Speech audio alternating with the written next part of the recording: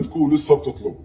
انتوا بدكم ناس تحارب بدالكم، اللي بيقولوا الفلسطيني بده حدا يحارب بداله. الان المحتل اسيادكم هو اللي بده حدا يحارب بداله، فطلب الكيان الصهيوني من امريكا وبريطانيا وبعض الدول حتى العربيه للاسف الشديد اللي دعمته باسلحه وعتاد وقوه. هذا يدل على انه الفلسطيني انتصر فلسطين ليست قضيتي. طبعا هي قضية شرفاء. انت كلب، من انت اللي يصير قضيتك؟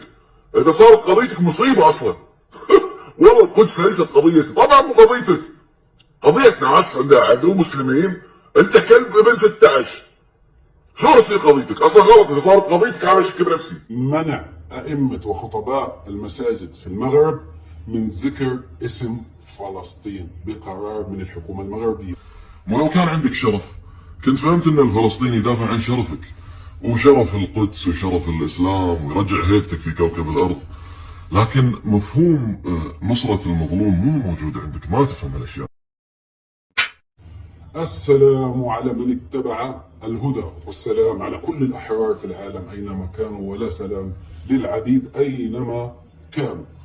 غبت عليكم هدول اليومين لأنه كان الوضع سيء جدا جدا جدا في غزة، ومع العائلة تبعتنا تحديدا اللي تم قصف جميع بيوتهم. إخواتي اللي في الشمال وأولاد إخواتي وأولادي اللي كانوا في حي الرمال، وتم مسح حي الرمال بالكامل، واستشهاد أفراد من عائلتنا، عائلة آل مهنا. الله يرحم شهدائنا، والله يشافي جرحانا، والله ينصر مقاومتنا وشعبنا في فلسطين.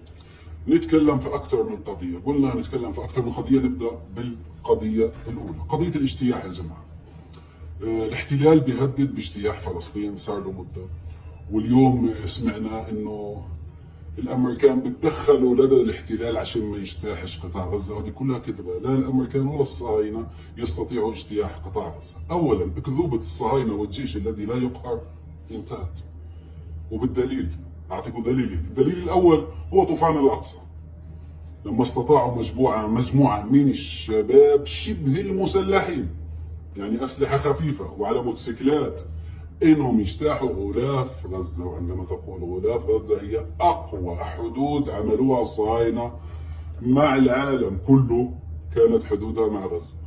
الجدار العازل والحساسات والرادارات، وكلها ثكنات عسكريه. للاسف قاعدين بيقولوا مستوطن، هي سكنات عسكريه. وكلكم شفتوا بأم عيونكم الشباب اللي زي الورد اللي دخلوا واجتاحوا بكل سهوله هذا الغلاف. وشفتوا ايضا جبن وضعف الصهاينه اللي كانوا عندهم دبابات ومدرعات وطائرات واقوى انواع الاسلحه الخفيفه والثقيله، وهم بيتركوا كل شيء وبيرفعوا ايديهم مستسلمين جبنا وضعفا وخوفا امام المقاتل الفلسطيني. هذه كانت الحاجه الاولى. الحاجه الثانيه هي طلب الكيان الصهيوني من امريكا وبريطانيا والمانيا ودول الغرب دعمهم بالسلاح وبالعتاد. انتم مش محتاجين سلاح وعتاد زي بعض العرب، انتم محتاجين رجال. يعني كل الامكانيات العسكريه اللي عندكم لسه بتطلبوا. انتم بدكم ناس تحارب بدالكم، اللي بيقولوا الفلسطيني بده حدا يحارب بداله. الان المحتل اسيادكم هو اللي بده حدا يحارب بداله. فطلب الكيان الصهيوني من امريكا وبريطانيا وبعض الدول حتى العربيه للاسف الشديد اللي دعمته باسلحه وعتاد وقوه. هذا يدل على انه الفلسطيني انتصر في المعركه، ويدل على ضعف وذل وهوان المحتل. فهدول الحاجتين اللي صاروا يا جماعه، بتاكد لكم انه الصهيوني مستحيل، مش مستحيل، هو اضعف واجبن ما انه قدمه تطأ ارض غزه. لانه يعلم جيدا انه غزه مقبره الغزاة، وتحديدا هو حاول قبل هيك مرتين وخسر كثير. فما بالك اليوم المقاومه بوحده ترعب المحتل الصهيوني، وهو يعلم جيدا اذا حاول دخول غزه لن يتواجه فقط مع المقاومه، بل سيتواجه مع الشعب الكل الغزاوي في قطاع غزه. واليوم الغزاويه فيهم غضب لا يوصف. والله لن يستطيع صهيوني ولا عبد ولا عربي من عبيد الصهاينه ان يتحدى غضب الغزاوي اذا تلاقى معه وجها لوجه. لا يوجد بيت في غزه لم يقصف ولم يقتل له احد ولم يصاب له احد. لا يوجد شاب او رجل او امراه في غزه لم تذق طعم الدماء في هذه الفترة، والحزن والألم يعتصر قلبه، وهذا كله تحول لغضب. هذه واحدة. اثنين، غزة معروفة غزة ملغمة، أنفاق، عبوات ناسفة، كل ما يخطر في بالك من فواكه الحرب موجودة في غزة. لذلك الصهيوني لن يستطيع ولا يجرؤ، لا يجرؤ انه يحط قدم واحدة في غزة. اما ذاك الموضوع انهم امريكا تطلب منهم عدم الدخول وعدم الاجتياح، قاعدين بواسوا حالهم، يعلمون جيدا لا يستطيعون دخول قطاع غزة لانها ستكون مقبرة لهم. لكن ليش بيحاولوا يعملوا الاحتلال اليوم؟ طلب من اهالي سكان شمال غزة التوجه للجنوب، اجلائهم وتهجيرهم باتجاه الجنوب. ليش؟ ليتم قصف الشمال بالكامل، بده ينسفوا بالدبابات وبالطائرات وبالصواريخ، اما يدخلوا برجليها ينسوها. وبده يعمل جدار عازل جديد بعيد عن الجدار القديم لحمايه مستوطناته فقط. فقط. لكن بس تعرفوا انه العدو خاين، وانه الصهاينه، الناس اللي بتعمل اتفاقيات مع الصهاينه معروف عنهم الغدر والخيانه. طلبوا امبارح من الناس الاجلاء من الشمال للجنوب لتكونوا في امان، ورموا مناشير وكلكم شفتوها.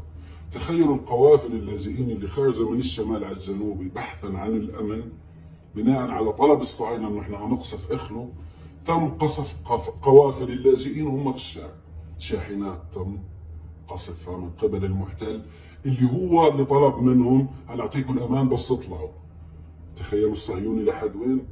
فكان مئات الشهداء والاطفال اللي راحت راسه واللي راح نص جسمه ومناظر بشعه. مش احطها في عندي لانه مرفوضه للاسف في اليوتيوب، تقدر تشوف هذا الشيء بعينكم. فبالتالي غزه ان شاء الله في امان، والمقاومه والشعب الفلسطيني قادر على هذا الشيء. خلينا بهذا الجزء لانه مش هطول، مش عامل فيديو كبير، بدي اختصر لانه بتابع الوضع مع اهلي في غزه. باقي لنا الجزء الثاني. طالب الشعب الفلسطيني منذ يومين جميع الدول العربية والإسلامية بعد صلاة الجمعة الخروج بمظاهرات داعمة لفلسطين. مش بس لأنه بيستفيد منها فلسطين، بس لتوري العالم أنه القضية الفلسطينية في قلب كل حر وكل مسلم، دعم معنوي. فجميع الدول خرجت. شوف حتى فرنسا اللي منعت التظاهرات وألمانيا وبريطانيا وأمريكا خرجوا، إلا المغرب تم التعميم على جميع الأئمة وخطباء المساجد بالأمس في صلاة الجمعة عدم ذكر اسم فلسطين. عدم ذكر، هذا مش كلامي أنا، جريدة العمق المغربية وبعض الجرائد موجود عندكم، وحتى أقوال بعض الأئمة. طلبت وزارة الأوقاف المغربية من جميع أئمة المساجد عدم ذكر اسم فلسطين، والأمن المغربي كان متواجد في جميع المساجد لعدم خروج القلة القليلة من أشراف وأحرار المغرب اللي كانوا بدهم يدعموا فلسطين. لأنه كيف ما قلت أنا، برغم جزء كبير من العبيد في المغرب إلا أنه في جزء لا يستهان به من إخواننا المغاربة الأحرار القابضين على دينهم اللي لسه مسلمين. لأن المسلم يعلم أن قضية فلسطين هي قضية دينية، يعني هذاك واجب عليه، مش يتفضل على فلسطيني بدعمه لما يحدث في فلسطين. فلسطين هي القبلة، القدس أولى القبلتين، معروفة هذه. مصر النبي محمد صلى الله عليه وسلم، مطلوب على كل مسلم أن يدافع عنها مش بس عن الفلسطين. فبالتالي منع في المغرب ذكر اسم فلسطين بقرار من الحكومة المغربية، ومنع خروج المظاهرات. حاجة ثانية، خلينا من هذا الشيء هيجي وقته إن شاء الله. الآن أنا بدي أبعد من الصهاينة وعبيد الصهاينة وأشباه الرجال، بدي أركز في قضيتي اللي هي أهم منهم وأهم من كل شيء حاليا. ولكن أنا اليوم بحارب من مكاني، أفضح فظائع الصهاينة وجرائمهم، وأفضح العبيد وتصرفاتهم وخيانتهم وخذلانهم للقضية الفلسطينية. هذه اليوم شغلتي، عملت دور الوطني والآن بكمل دور الوطني. وكل فلسطيني موجود في أي مكان في الدنيا يحمل وطنه داخله وبقدم لبلاده حسب استطاعته. وإن شاء الله يكون الفيديو الجاي، بتمنى يا رب أكون وصلت لنتيجة إن شاء الله في التنسيق مع الجانب المصري، إنه يكون من غزة وصور لكم من وسط رجال غزة. أنا عارف إن أنتم نقطة ضعفكم غزة.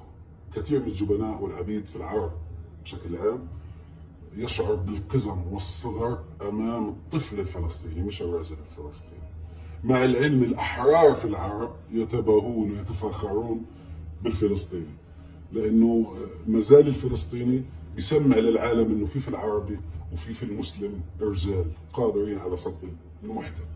فبالتالي اليوم لكل اهلنا الاحرار سواء في المغرب في الجزائر في تونس، انا لا اعمم يا جماعه عشان لما في ناس بتخاطب، انا حتى الان في ظل هذه الحرب يتم الدعاء على ابني فدا بالموت هو واخته. ليش؟ قالوا فلسطين احسن من المغرب، ليش اذوكم؟ انا بنفسي ليش اذيتكم؟ القدس عاصمة فلسطين ولحتى الان بتهاجموا. شنو هذه القذارة اللي انتم فيها؟ يا رب القصف يطولك يا رب، شهيد يكون احسن من اللي زيك بموت في بار ولا بموت وهو زاني وهو جنب على جنابه.